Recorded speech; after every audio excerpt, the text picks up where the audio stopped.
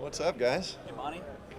How we doing? Doing great. Good. Look at 2 weeks since hiring Jonathan. How close are you guys to completing the staff?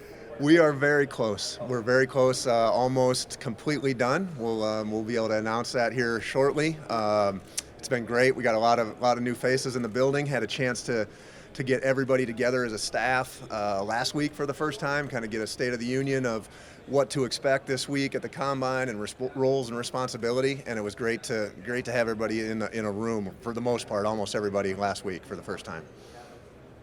How would you describe your quarterback situation right now? Hey Ben, how are you? Good to see you, man. Yeah, well, I'd say Kyler's been in the building the last couple of weeks, working his butt off. He's attacking his rehab. It's been great to see him. Great to see him be able to get introduced to some of the new coaches, have conversations with them, say hi. So our main focus is getting Kyler healthy and getting him back out on the field as quickly and getting him back to doing the things that we know he can do. As it pertains to anything else, we'll look at all positions on the team, whether it's quarterback or any other, and if there's a chance to add competition, add depth, we'll certainly take a look at that as well. Adding competition makes sense, given that Kyler, you don't know when he's going to be ready. I think adding competition to everywhere on the roster always makes sense. And so whether we're talking specifically about the quarterback position or any other, we're going to always look to improve the depth and the competition on our team, because that's just going to push all of our players to get better. And so that's something we're going to look at every position. Monty, describe the free agency situation that you guys specifically are getting ready to delve into full throttle. Yeah. What's that going to be like? Yeah, absolutely. Let's see. So a couple of weeks ago, we had a chance to meet with our pro staff and go through our unrestricted free agency meetings. It was a great week. Just going through our evaluations of the players. There'll be further discussions happening here in the coming weeks of just where there might be availability for us to add players. And again, I'll go back to whatever's the best to improve the team, to improve depth, improve competition. We're going to look to do that. But knowing that obviously we can't go out and pay everybody, there's rules, and everybody's faced with the same issues. So we're gonna make decisions that are best for the team, where we can improve and add depth. Where are you right now with Zach Allen and Byron Murphy in terms of potentially bringing them back? Yeah, absolutely. So Zach and Byron are both good players. We'd love to keep them. There's obviously going to be a financial component, a business component that comes into that. Those discussions will continue to take place over the next couple of weeks as we approach the start of the league year. And those are things that there's always. We'd love to keep everybody. We'd love to pay everybody, and unfortunately, the way the league's set up, that's not always possible. But those discussions certainly are going to continue to take place. Have you guys made a decision on Isaiah Simmons' fifth year? Right here. You're in the early stages of evaluating DeAndre's future with the franchise. Yep. Any progress there, or any discussions with other teams about the league who might have interest? I've had a conversation with DeAndre and DeAndre's representative. Those have been very productive conversations. I've watched from afar the last 10 years or whatever it's been with DeAndre, and have been on teams that have had to compete against him. I've seen the player that DeAndre is and what he can do on the field, and I know he's tough to defend. And so, I'm glad that he's on the team. And, I think with him, or as it goes to any player, those are situations that we'll address as they come up. But I'm glad DeAndre is on the team right now, and I'm happy to be on the same team with him. Monty, have you guys made a decision on Isaiah Simmons' fifth-year option yet? We're working through that. So Isaiah, the defensive staff is in their process of evaluating the roster and where guys fit and positionally where guys are going to play. And so we have until May to make that decision, and we'll make that decision when it's appropriate. So we still got some time on Isaiah, but I know Isaiah is an extremely talented player, and he's big, he's long, he's fast, and I think we'll be able to find a good way to use him this year. How would you assess? How much the injuries, attrition can be luck? How much? What kind of philosophy do you have on injury prevention going into a season? Yeah, I think that's an important aspect of any football program, and I think injury prevention is right up there at the top. And I think anything that we can do to maximize the player's ability to improve their ability to stay on the field and develop their techniques, develop their physical skill set, those are all things that we got to look at. And anything that we can do to help the players achieve their max potential. That's something that we're going to look at, and it's a challenge for every NFL team, and it's one that we don't take lightly, and it's one that we're going to focus on moving forward. Are there new horizons there, Monty? Yeah. You met with him. Yeah, we had a chance to talk to DeMarcus. DeMarcus was a very impressive interview. I had known DeMarcus from my time in New England, and I wasn't surprised in the least at DeMarcus and the way he presented himself and his football knowledge. And DeMarcus is a talented young coach, and he's got a bright future in this league. How would you assess where you are on the defensive line right now? Well, I would say that we have some players returning that are under contract. We have some others that are free agents and are up, and so we'll have to go through those discussions.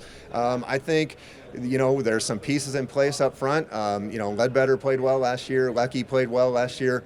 Rashard Lawrence, when we can, he's got to prove that he can stay on the field, but when he's out there, he's been an effective player. So there's pieces out there that we can work around, we can build, but with every position on our team, we have to add. We have to add depth. We have to add talent, and those are things that we're going to look into doing at all positions on the team. Yeah. Of this year's draft class and your mind and the strengths of it. I'm sorry, one more time? The uniqueness of this year's draft class and the strengths of it in your mind. Yeah, so I think there are certain positions that are stronger than others. I mean, as I look at it, tight end is a pretty unique position this year. It looks like there's a lot of quality and quantity there. I'd put that one right up there at the top of the list. But we're in the middle of kind of our evaluation. We went through college meetings last week and going through that. That's one that stands out to me right now. Tight ends. There's some other positions that do have some depth to it as well. But that's one that would probably stand out to me right now. When you talk about Kyler's unique skill set, given the uncertainty of when exactly he's returning, how might that influence how you construct the roster or any sort of effect that might have? Sure, and that's obviously a consideration, and Kyler is attacking his rehab, and it's been great to see him in the building and in the facility. I think the priority with any player, and specifically Kyler, is getting him healthy and getting him on the field when he's ready to go and when he can do the things that he can do. And certainly we have to have a plan in place for if he's not ready to go. So, and we'll be ready for that, and we'll look at every avenue that we can to have our team ready so we can be competitive, and we'll be ready for when Kyler's ready to go. Right here. You had multiple interviews with Lou Anarumo. I was curious what your impressions of him as a head coaching candidate were, some of the takeaways you had from those. Yeah, absolutely. Lou was an impressive candidate. Loved our time. We got a chance to speak to Lou a couple times. Lou was I'd heard great things about Lou, and he exceeded those expectations that I had for him. Lou's a great coach. He's done an excellent job at Cincinnati, and he represented himself very well in our time with him. Monty, with the number 3 pick, how are you approaching that? Whereas, are you guys open for business to, straight out of that? Sure. I mean, it's a position that I hope that we're not in too many more years. It's one of those that it presents an opportunity that there's going to be a good player there for us to take at number 3, and so we'll be prepared to pick a player at number 3. And we'll also our phones will be open, and I'm open to hearing any conversation about anybody that's willing to come up. And so, I think with that number 3 pick, it's an opportunity to add a player. It's an opportunity to potentially get some calls on that pick. And ultimately we'll make the best decision for us at the time. But unfortunately, when we lose those games, it presents that number 3 pick and one we don't want to be in again. But we'll deal with it, and it presents a good opportunity for us this year. I know the guys just got. What are the challenges and benefits of having a franchise quarterback sign long-term in the team building process? Sure. I mean, I think everybody in the league is looking for that guy that we can build around long-term, and there's a guy here that's under contract long-term. And so Kyler brings a unique skill set to the table. He puts a lot of stress on defenses with both his arms and his legs. And so, I think getting our new offensive staff to put a system in place that maximizes his talent. I mean, I think it presents a great opportunity for us moving forward. But ultimately, we got to get Kyler to a point where he's healthy and he can get back to doing the things that he can do on the field. With the college assistants, I know that they just kind of got in the building, but how are you going to lean on them and their expertise as you guys get into the scouting process with the coaches? Yeah, I think that's one advantage that hiring some of these college coaches has. They bring some institutional knowledge of players. It may be players that they coached, it may be players that they recruited, and so those are things that we're going to lean on. I'm a fan of any information as long as it's good information.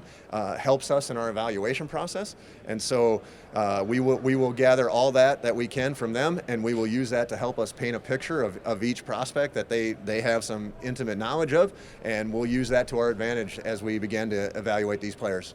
Can you talk about just the three defensive guys, Jalen Carter, Will Anderson, and Tyree Wilson, and what you like about those three guys? Yeah, I mean, probably not going to get into too many specifics. Those are three players that I have, studied, and we'll continue to study, and anxious to meet with them and do more work with them this week.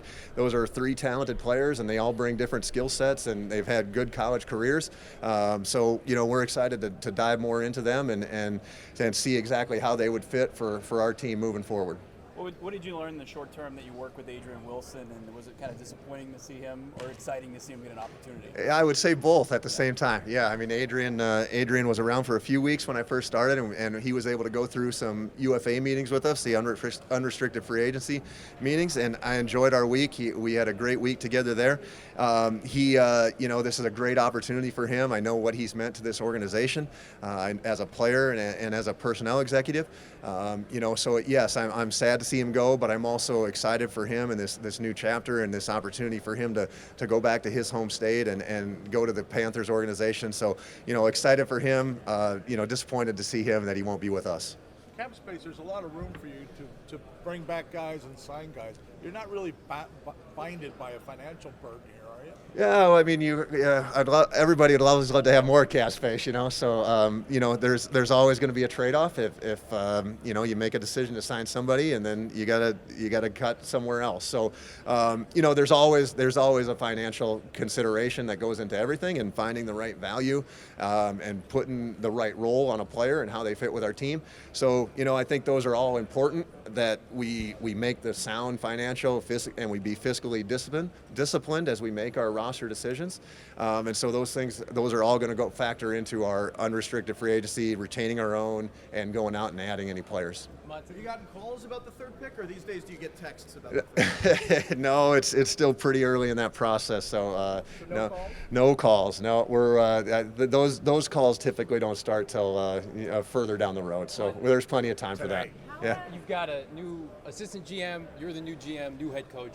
You guys making any changes to the uniforms? The uniforms have been around for about 20 years. Any thoughts on that? You know what? That is there's a lot of areas that are out of my areas of expertise, and I'd put that one up there too. I don't know. I like the bird. I like the Cardinal. It's the same logo as my high school way back in the day, so I kind of like it. I don't know. We'll cross that. They'll tell me what's going on with the jersey when we get to it. Yeah. How has NIL impacted this draft class? It seems like a lot of players are returning or choosing to go back to school because of that money existing. How have you noticed it as you look at this draft class? Yeah, I think it's an interesting time in college football, and I think the people in college football are dealing with some uncharted waters there a little bit, and it is having an effect on us as well. I think we saw it this year in the quarterback market a little bit. There's a lot of quarterbacks that could have come out for the draft and chose to go a different route and to go back to school. So, we have seen some effect in just the supply, the number of quarterbacks specifically, and there's other players as well that have gone back. So, does that even out? Does that continue to be the case? I don't know. I think we're all kind of waiting and seeing how this will affect, but it certainly has had the effect on the number of players that have come out. Does it matter that there's fewer? It seems like a ton of guys who were like late round grades, maybe PFA guys went back to school. Does it matter that those guys aren't in this draft class? It's hard to say because of when they made those decisions, the evaluation process was still kind of midstream there, and so there was a long way to go in that. So, to say that, guys would have been draft picks or wouldn't have been draft picks, I'm not sure. That's probably a little early to call that. I think it's really just the sheer number of players that has been the biggest effect with NIL. Monty, what's more important, what you see if they do participate in the combine drills or the FaceTime you get privately with the prospect? Yeah, and I think for us the most important thing that we get out of this week is the medical evaluations, is the players being here and having our doctors and having our trainers getting a chance to examine the players and just finding out where they are physically. And really the second most important thing that I get out of this is the face-to-face time when we interview with the players. And that's been great. We started that last night, both in the formal settings and the informal meetings that our coaches are doing. Those have been great, and we get a lot out of those meetings, and we'll continue to work through those this week. And then we'll get into the workouts as well. Those are important as well, but I'd put the medical and the interviews up above the on-field workouts. How would you evaluate your cornerback group as it stands, and what you could do with the top end guys who are available in the draft? Yeah, so we that's certainly another position where we need to add some players. Byron is a free agent, so we have to go through that situation. Marco is under contract, and we have a couple other players that are under contract as well. It's similar to other positions on our team where there's pieces in place. Some guys that have played good ball last year. Christian Matthew got some good staffs last year as well. And so there's areas where we have some guys to build upon and build around, and there's areas where we're going to have to add some players to that position as well.